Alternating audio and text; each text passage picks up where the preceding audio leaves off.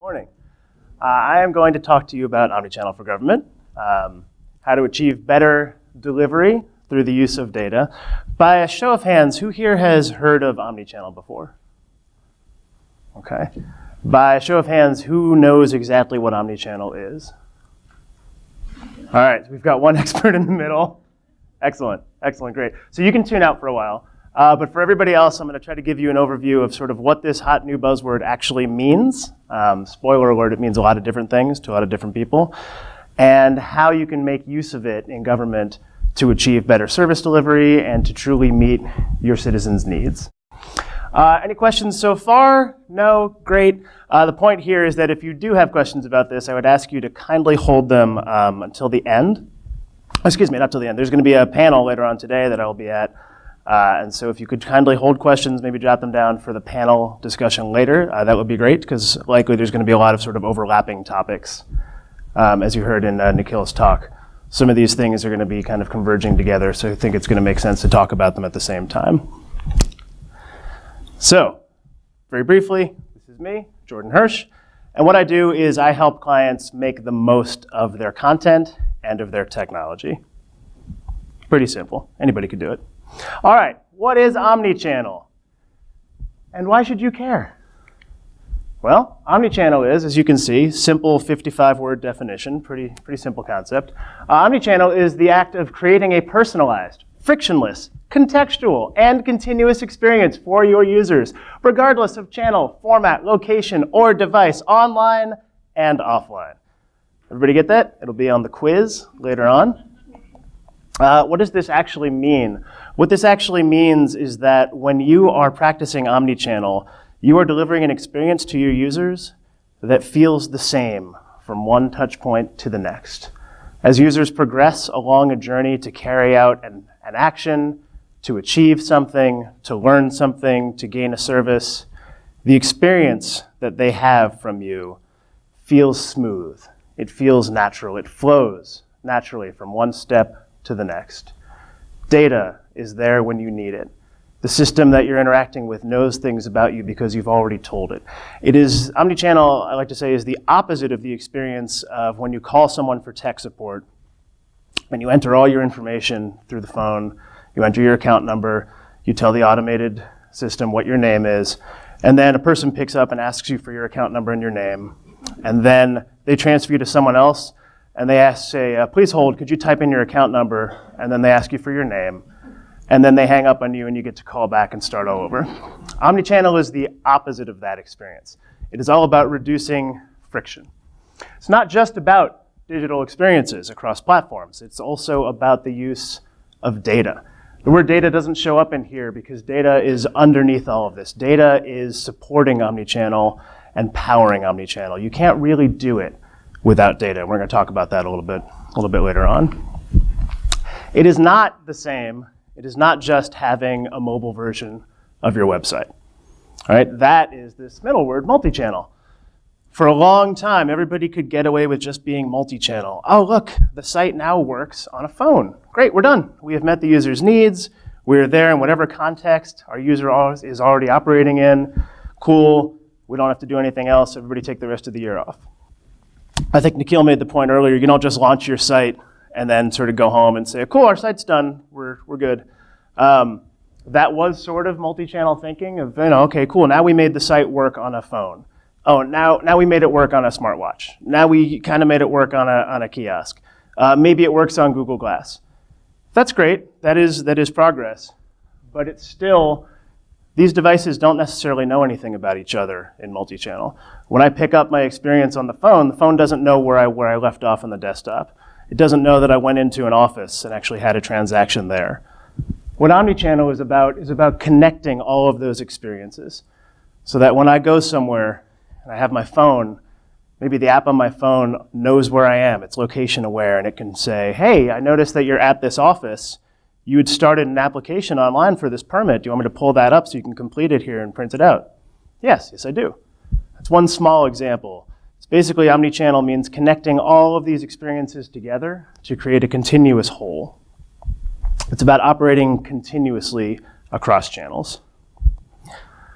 And now pizza. I'm going to show you an example from Domino's. Domino's Pizza, not my favorite pizza, but they are doing an incredible job. Sorry, Domino's.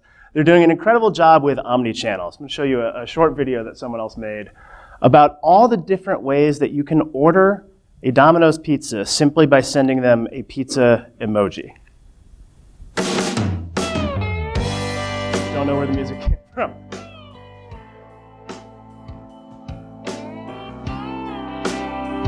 You create your account,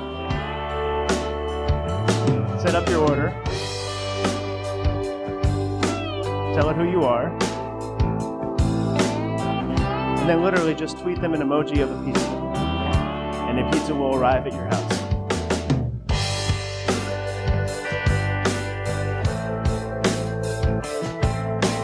You can speak your pizza order. You can just say pizza into a phone. You could say, Alexa, get me a Domino's pizza. You do it through your smart TV.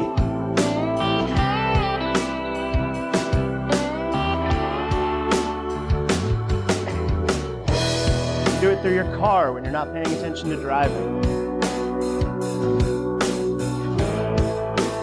So when you get out of the hospital, your pizza will be ready for you. You can do it through your watch when you're pretending to just check what time it is, but really you're ordering a pizza.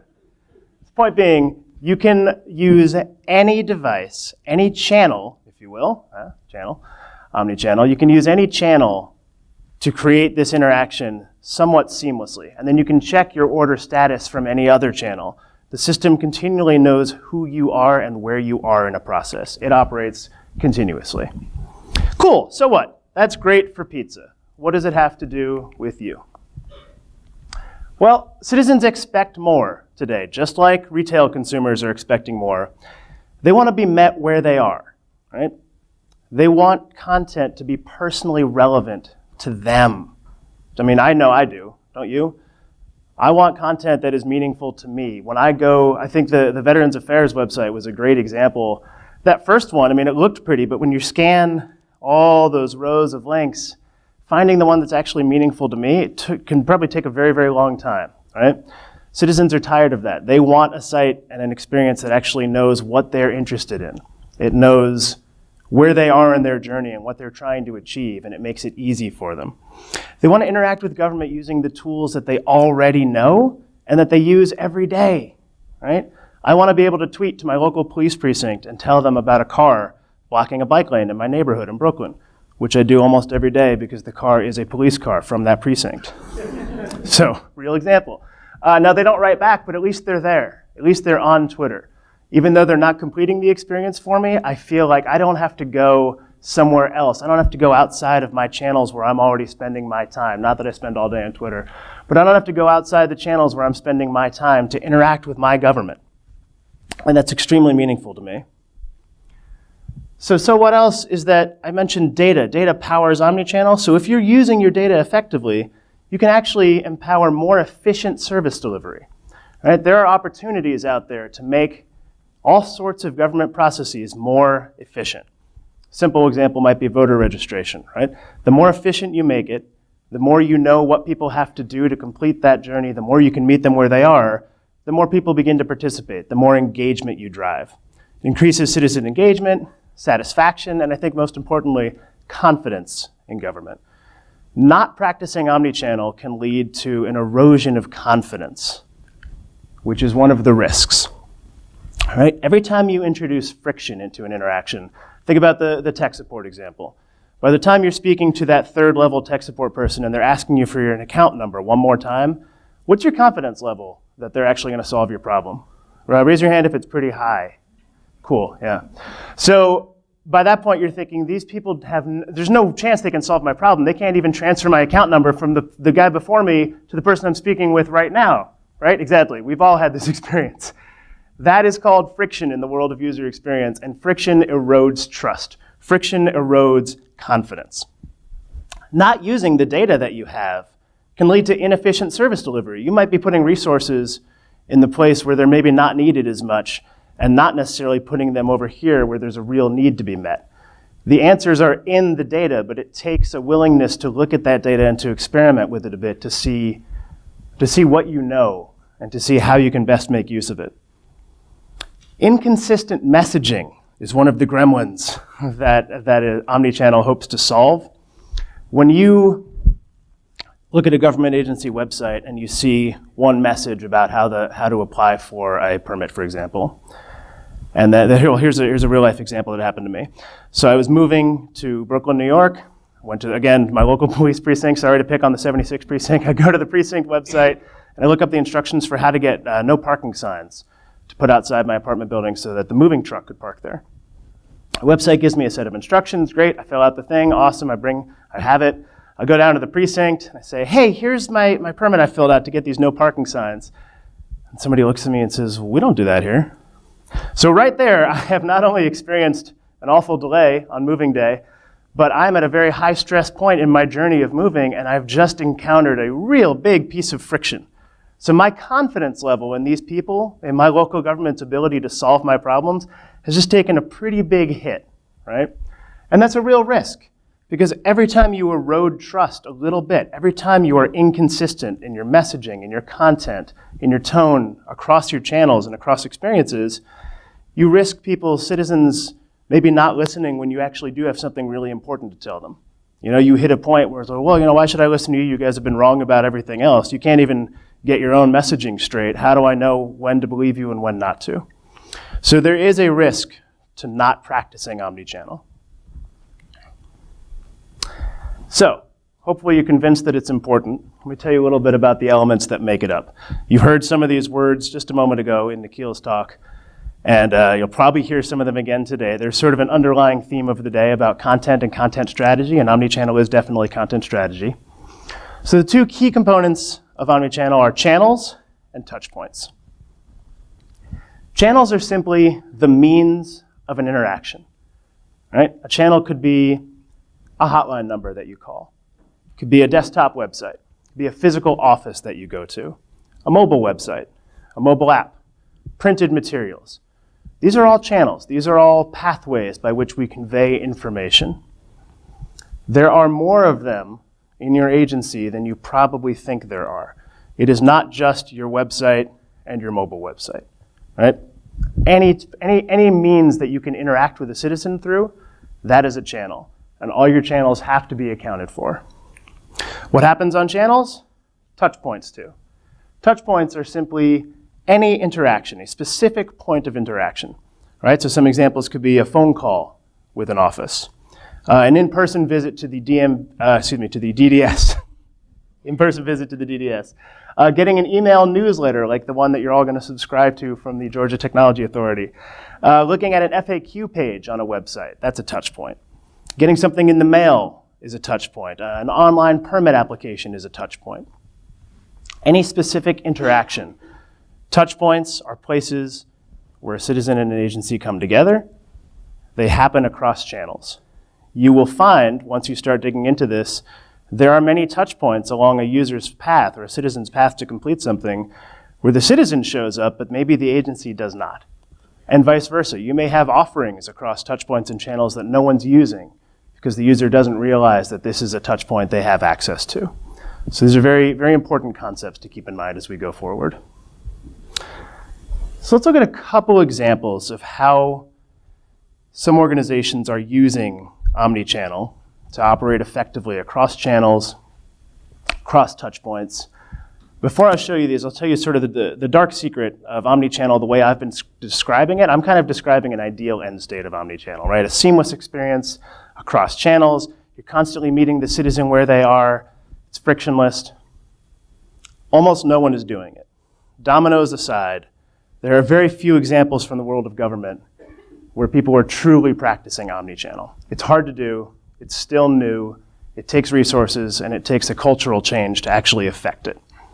So what I'm going to show you is more, I'd say, organizations who are on their way, right, who are on their path. But the very first step, and I keep saying this word, is data. The very first step is using data. So the first thing I want to show you is the city of Boston came out with something pretty cool called CityScore. CityScore is an aggregation of tons of key data points across the city of Boston. They take all of this data that they have across different departments, across agencies, data that used to live in various silos, and they aggregate it into a daily score to see how is the city doing today, right? Anything between 1 and 2, or 1.0 and 2, city's doing great, we're having a good day. Anything dips below 1, then they can dive into the individual numbers and see what is happening today that might need resolution. So in case you can't read these, there's things like 311 call center performance, constituent satisfaction surveys, what percentage of time are we removing, cleaning up graffiti once we hear about it? How frequently are we fixing potholes once we're alerted about them? On-time permit reviews, library users, EMS incidents, certain types of crime. All of this is data that gets aggregated up. And this isn't just in the mayor's office. This is, you can go to, I think the URL was on the previous slide, but you can go to a website for the city of Boston and actually everybody can see this number. They're being radically transparent for a city government about how well they think, they being the mayor's office, think that the city of Boston is actually doing today, day by day. And citizens can go and they can see this data. And it begins, that transparency begins to give trust, right? Even if the number is low today, the fact that they're willing to admit that inspires confidence and trust on the part of citizens. They don't stop at just using this data. They've done some other very cool things as part of the City Score initiative. Boston partnered with Uber so that they could learn from traffic data. Because Uber keeps track of every trip that they take, right? Unlike a citizen, every trip that Uber takes, that trip gets tracked, how long it takes, what the traffic conditions were like. Boston's beginning to suck in and sort of aggregate all of this data so they can actually get a clear picture of where are the bottlenecks, right? Where is traffic really a problem? Where do we need to target our efforts to improve service delivery across the city? They also have a cool app called Street Bump, which is a great name, I love that name. Street Bump, you put it on your phone and then you don't have to do anything with it. You just put your phone down and drive to work or drive wherever. It collects vibration data from moving cars to automatically give the city information about potholes and the quality of streets. Now, if they tried this in my original hometown of Washington, D.C., it would just be bumping constantly, so it's not a good fit for everywhere. But it's a great example, I think, of sort of an omni-channel way of thinking, where rather than have a citizen, oh, okay, you drove over a pothole, pull over, or make a note. You gotta remember when you get home tonight, go to the 311 website, fill out a report, get the exact intersection or else we won't know where to fix it. Give us all of your information so we can keep you updated. Just hit send and it goes off into the ether and hope that someone does something about it. All right? As opposed to put this thing on your phone, put your phone down and drive. That's omni-channel thinking. That is a frictionless experience that inspires confidence. Oh, and the extra confidence inspiring piece is that then you can go back here and see, hey, what percentage of time is the city actually fixing these potholes now that they know about them? So even if they're doing a bad job, at least they're being open about it. This requires a mindset of experimentation, right? Running experiments and measuring the outcomes. This represents a real cultural shift from a siloed way of thinking where, you know, the police department has to share this homicide data with everybody. And the people responsible for fixing streetlights have to share this data with everybody. This is potentially embarrassing data. Maybe they're not doing a good job fixing streetlights. But the idea of getting all these disparate agencies to sort of open up their silos and share this data with each other, that mindset is empowering this sort of omni-channel thinking. And it's proven to be extremely popular with citizens there. So data does not just magically lead to better service delivery, but data paired with a cultural change begins to actually have some real results. Another example is the Red Cross. The Red Cross started something about a year ago called the Digital Operations Center. It's essentially a command center for social media. What it is picture a room with a bunch of monitors, a group of people sitting in it, and during an emergency, during a time when people need help from the Red Cross, they begin to get automated visualizations from various social media channels highlighting areas that are in need of help.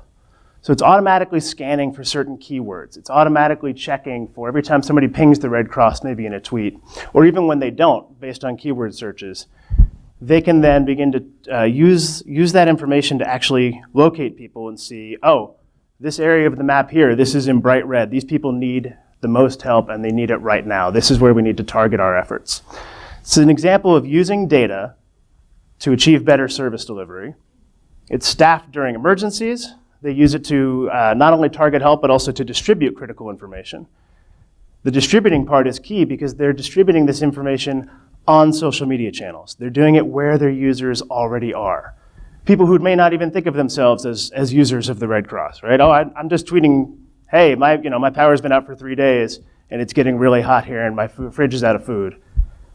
I don't necessarily know that the Red Cross is coming to help me, but the Red Cross knows because they're watching these things, right? They're watching these channels where I already am. They began this effort as a response to the increased usage of social media by Americans during emergencies specifically. Alongside, I think we've all seen this, alongside with the increased usage of social media during emergencies was an increase in misinformation getting spread fairly rapidly. So they figured rather than put out, a PSA video on their website about careful, judicious use of social media, they figured, let's just jump into the fray and combat it right where it is, right? Let's be a voice of authority on the channels where people already are. And again, that inspires trust and confidence.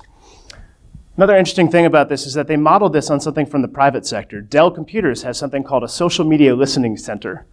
Now, what Dell uses it for is more to see, are people saying bad things about Dell online? And if so, how quickly can we respond, right?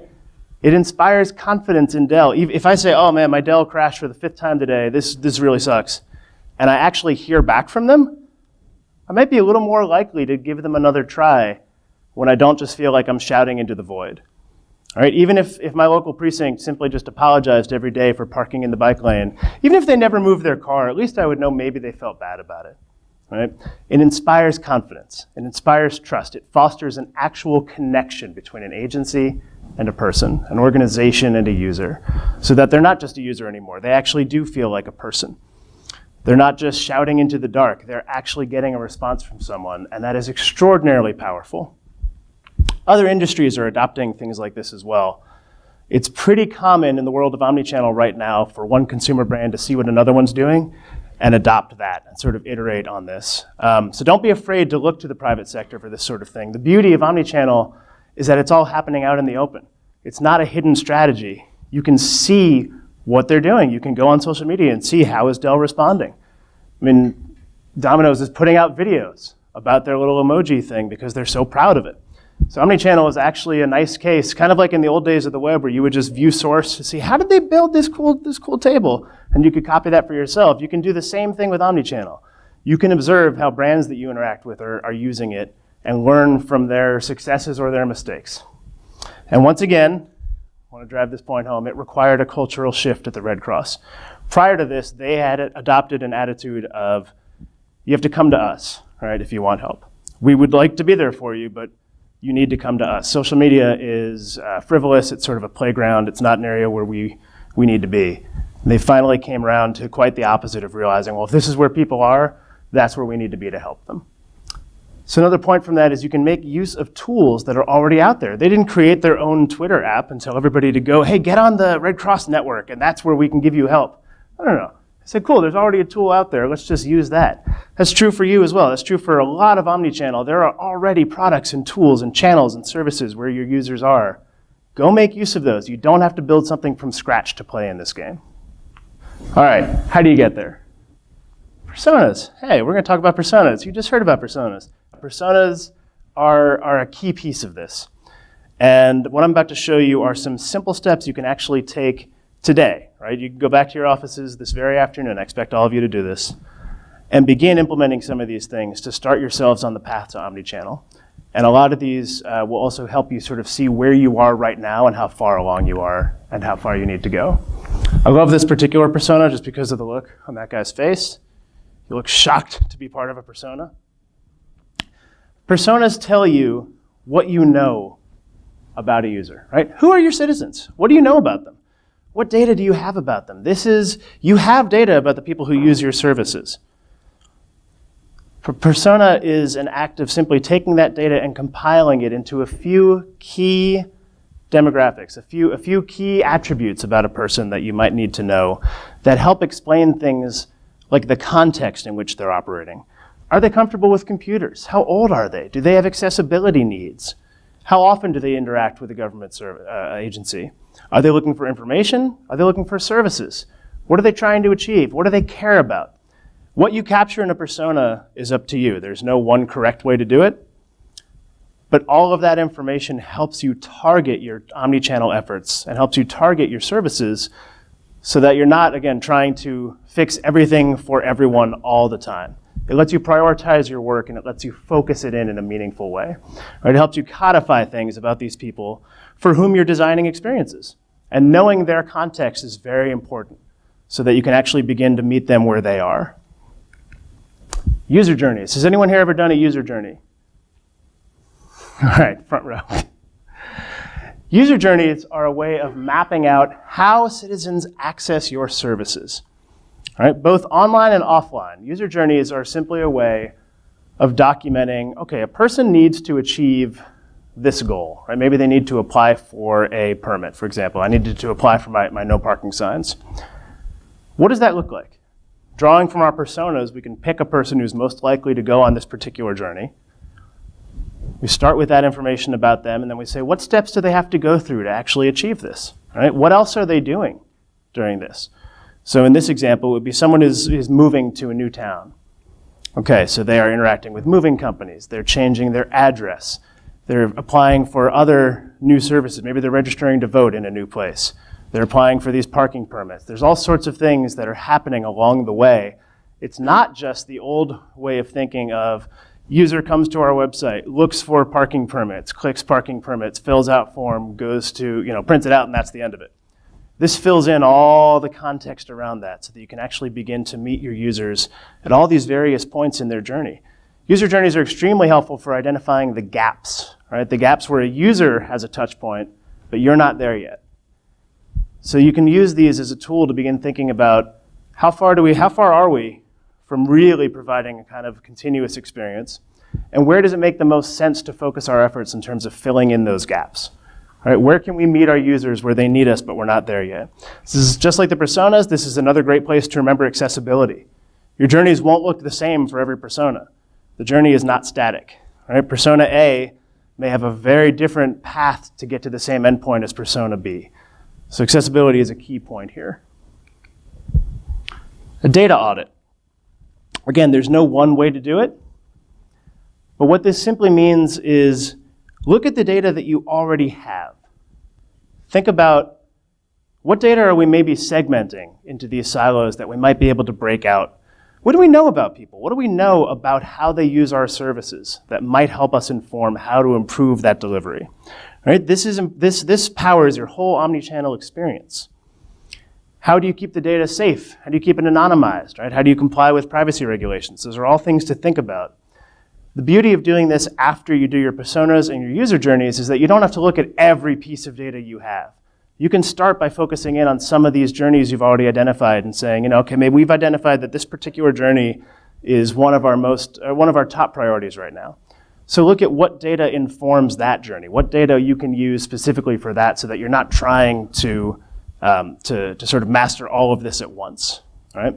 So it lets you, again, target your efforts because I'm sure resources may not be infinite at each of your agencies. Some examples of data you might have access to. A lot of those things we saw in the Boston City Score, for example, but there's also things like DMV wait times. Right? I've told you have an app for that, which is pretty cool. But you can use that data to see, when do they peak? Right? Where are they the best? Where are they the worst? How can we try to even things out across the board? Transit usage, 311 calls, census data. There's all sorts of data you have access to, and viewing this data through the filter of your personas and your user journeys helps you target your efforts. A channel audit. A channel audit will tell you how far along you are towards really being omni-channel. Right? Thinking back to all the channels that you have. Do we have a phone hotline? Do we have 1,000 websites, for example, like the Department of Veterans Affairs? How many subsites do we have? Do we have a different mobile site? Do we have an app? Do we have printed materials? What's our in-person experience like? Looking across all of these and then seeing across social media channels, for example, phone lines. Is our messaging consistent across all of these? What you're really looking for here, this is basically a consistency check. How different are we on social media versus our own website? Is our user experience remotely the same? Is it totally different to use the mobile version of our site than to use the desktop version? There's always going to be some differences, right? You want to design in the context of the channel that you're in to sort of optimize for that, but it should feel the same. It should feel to a person like, oh, I'm interacting with the same group, the same people that I was interacting with over here before. That begins to reduce friction and inspire trust. Consistency of tone and voice. This is getting into content strategy again. Well, this is all content strategy, really. Are we using the same words to talk about things? Are we using the same tone? Does it feel like the person who wrote our printed materials maybe had a conversation with the person who wrote our website materials? Or do they feel like they're coming from two completely different committees?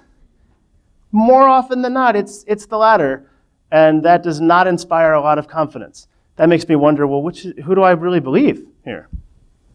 And that all leads to the consistency of the content itself. Are you actually even providing the same directions? An interesting thing I learned recently about the IRS website is apparently for various questions you can type into the irs.gov website, you can get up to 50 different answers for the same question, and the answers are not all the same. They're written by different people. The tone is wildly different.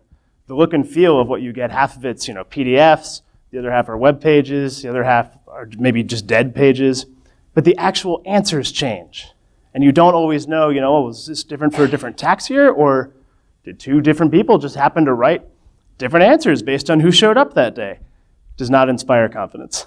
Makes me less likely to listen when the IRS tries to tell me something important later on about my taxes. So the channel audit helps you also see, are you missing some channels? Are you where your users are? Do you have social media channels? Are you actually using them?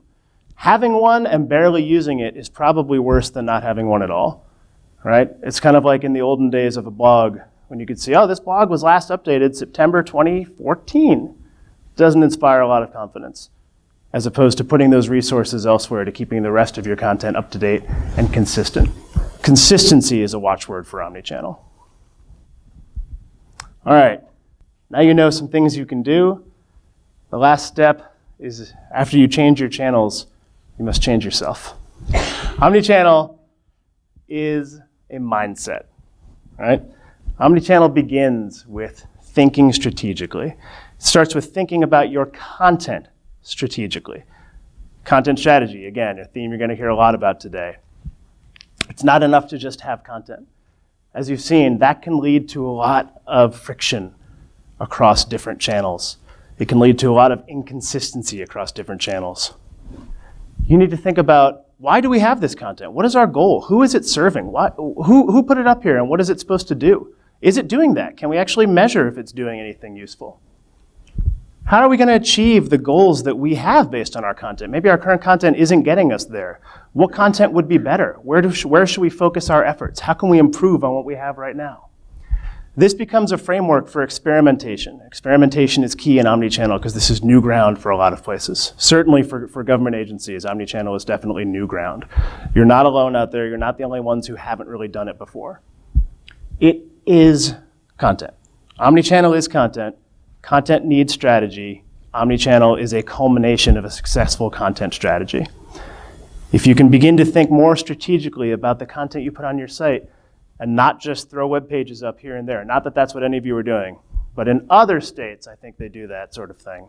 So not just putting content up and making a homepage with 50 links because everybody in the department decided they had to have their own link on it, but really thinking strategically and then acting on that and experimenting and being willing to iterate and try new things in public, you will become well on the path to being OmniChannel. Data. One of my favorite words, as you can tell. Set it free, right? If you love your data, set it free. Break it out of its silos. Be willing to share data. That can be a scary thing because the data doesn't always paint a pretty picture of how you're doing. But the first step to admitting you have a problem, the first step to solving your problem is admitting you have a problem. First step to admitting you have a problem is to look at your data and see if you have a problem. Have an open mind, right? Try to avoid confirmation bias. Try to avoid seeing patterns in the data that you want to see. Sometimes bringing in independent parties or outsiders to sort of look at this data, which can be a very scary thing. but it can be very impactful because people who come in with a fresh perspective will tell you things they see in your data that maybe your mind might be skipping over because you really don't want to see it. Experiment. Once you've got your data open and you're comfortable with that, put it out there. See what people do with it. Washington, D.C. did an interesting thing. They had a hackathon with their transportation data. The metro system there, the subway system, released tons of data about their routes, their maps, their wait times, their usage. And they say, go ahead, do something, make apps, right? And they had a contest. I don't even think they gave out prizes. I think it was more just that they began to promote the ones that were doing the best. The beauty of this is that not only did people make a bunch of really cool, useful apps for the Metro didn't have to spend their own money on it. All they had to do was open up their data, and they get all these great apps. And they say, very clearly, this is using Metro data, but it's not officially from Metro, so they're not liable if these apps are wrong, they're not held liable. But they also didn't have to invest a ton of resources and time and money into making this thing come about. And they get all the benefit of it. Or they also share that transit data with Google, so that now you can do a Google search in Washington, D.C. and get transit directions. Very cool, right? Again, something that Metro didn't have to create on their own. They are providing efficient service delivery really without even trying. All they had to do was open up their data and be willing to share it. So you don't have to build these tools, but with data you can enable other people to build them, which I think is a pretty powerful thing. And then last, but certainly not least, culture. All right? In the business world, they say culture eats strategy for breakfast, meaning as important as strategy is, if you don't have a culture that will enable you to act on it, all the strategies in the world are just a document in a drawer. All right? We say culture will actually eat strategy for breakfast, lunch, and dinner. Strategy is just words until culture enables you to actually act on it. You need to be willing to experiment, to try things, to fail publicly, which is scary, which is not the easiest thing in the world. Nice way to offset that is to start with small steps. Try a little bit at a time. Small, iterative improvements allow you to easily backtrack if something didn't work and try another direction, right? Rather than biting off the whole thing at once.